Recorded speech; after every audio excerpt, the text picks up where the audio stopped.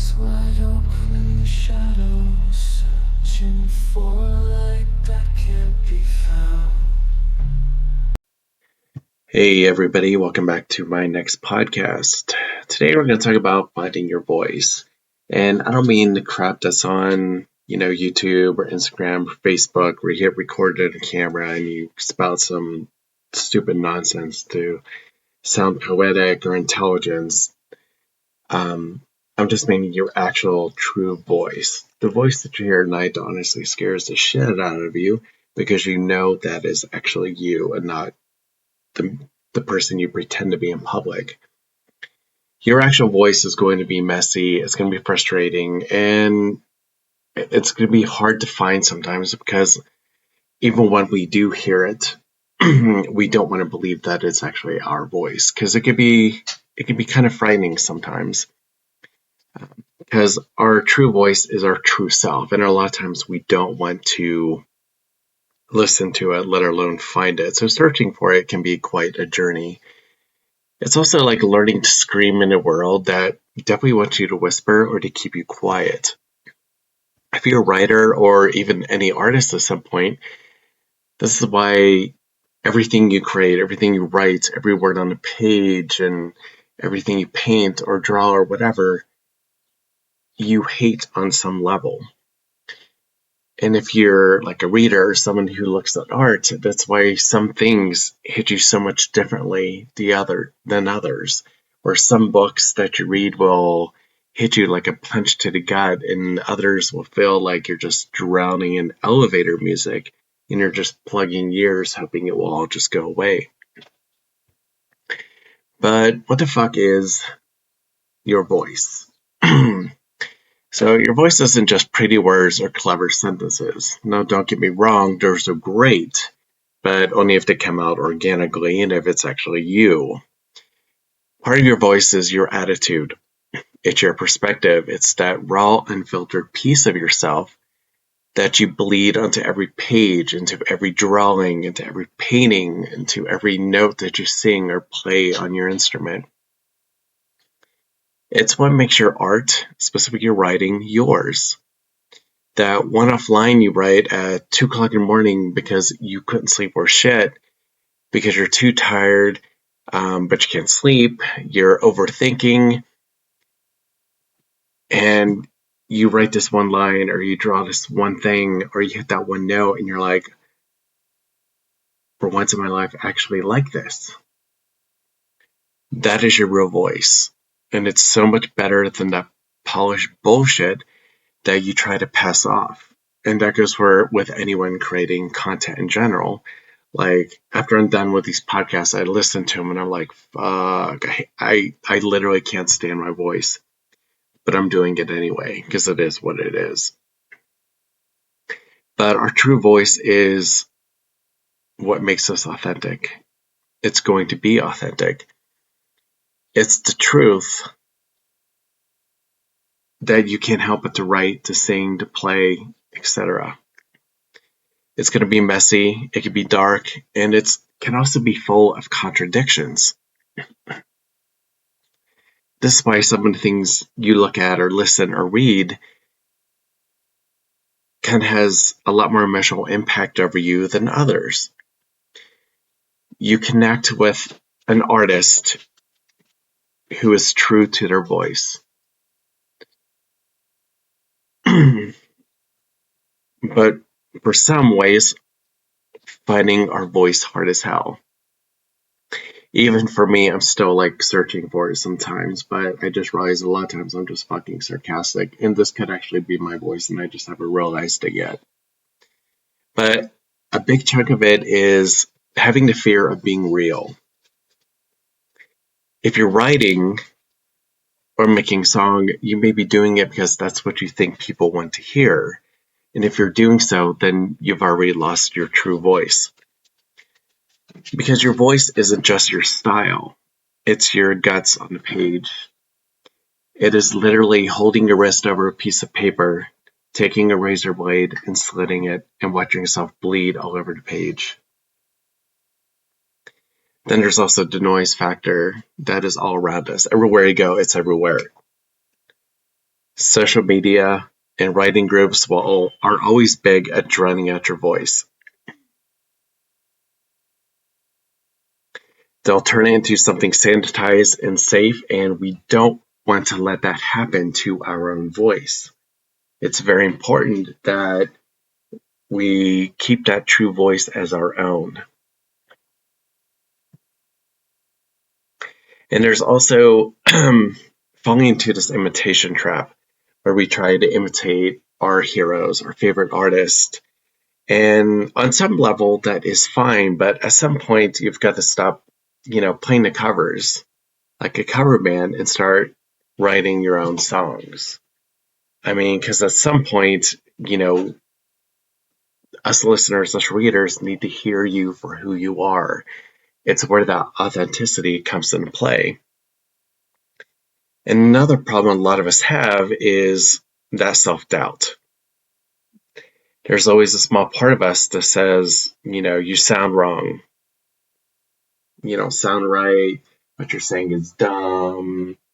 And no one's going to like it. But that's just something we're going to have to get over. Every time we put something out there, there's going to be people who love it, and there's going to be people who are going to be hate it. That's just who it is. And our voice is always changing. And not just how we speak, our deepness, our highness, whatever. It happens because of personal growth, how we age, our health, everything. Our voice is going to change.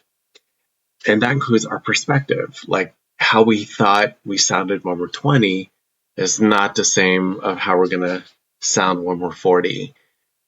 Our experiences is what adds to our voice. And for like a lot of us authors, especially for me, I have to realize that my voice isn't just for everyone. And that may not necessarily be a bad thing, because part of what we do as artists is to be polarizing. Because if we go with the flow, it doesn't always work. It ends up like working against us. But all the major stars, artists, the ones with the biggest voices that everyone listens to, they're the ones that are polarizing. They're going against the flow, and that's the important part. And for readers, name an author that you love. Look at like what they say, what they do, and consider how they possibly started. And maybe a lot of them wrote a lot of bad drafts before they found their voice, or they just went through a lot of edits. Because let's face it, like for a lot of us, our first book, our first song, our first strum of guitar is not going to be the best.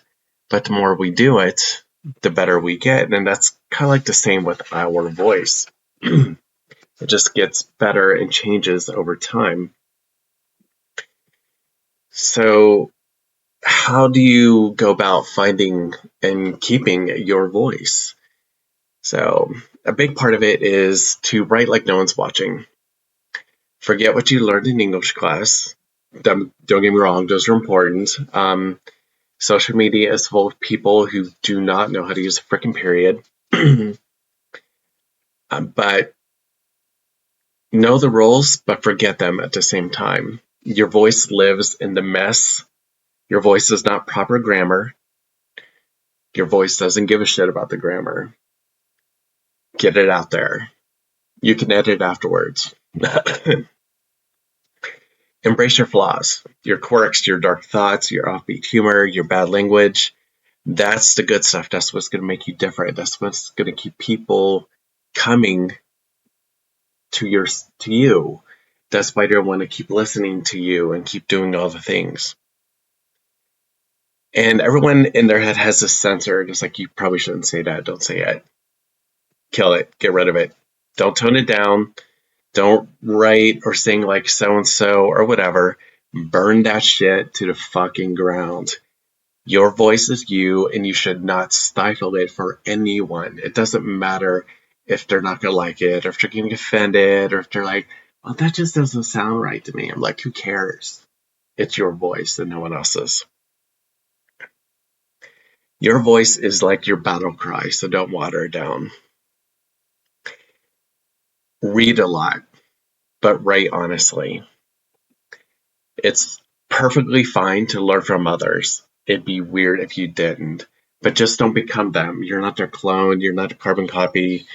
You're none of that. And just keep in mind that that book or song that kind of hits you like a brick in the face, um, that is an artist, a writer, a singer, whatever, that has found their voice. They found something that makes them who they are. Kind of like when my dogs bark when, a leaf blows outside and they run to the window. They have found their voice. Do I like it? Absolutely not. Are they stifling it to make me feel like a better dog owner? Also, no, they are not. But I let them bark anyway because I don't want to stifle their voice because, well, that's their dogs. That's just what they do. And they're insane cuddlers, so it's all good by the end of the evening. Um, for an example, one of my favorite books I read is an urban fantasy book by Mike Carey called The Devil You Know.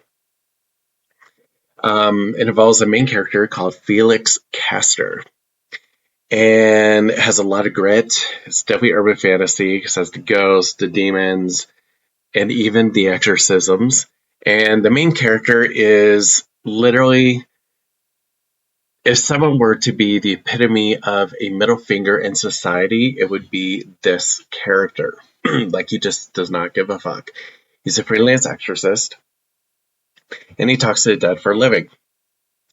It has a bit of that grit that comes with noir, and also sounds like he's also been doing too much drugs, like a rocker would.